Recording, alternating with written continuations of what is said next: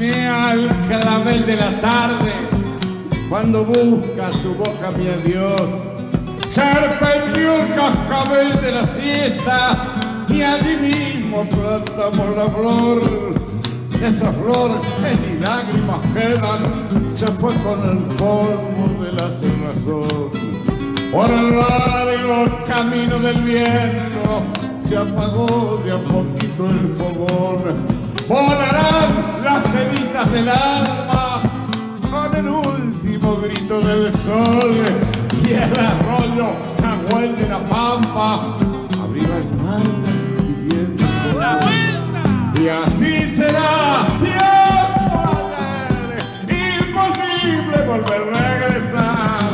No murió, pero está calcinado en el fondo del mar, sin estar, siempre está en las cumbres de mi soledad.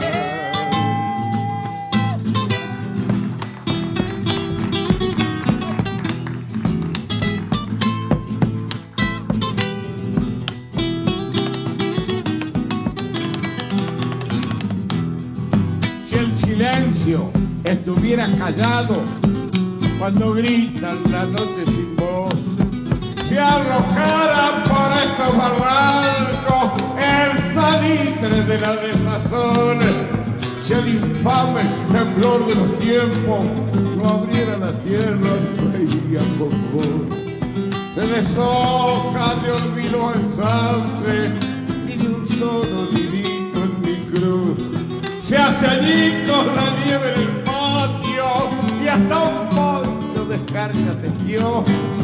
Se desboca el jinete del trueno, silbando la muerte a su ¡Otra vuelta! y así será siempre.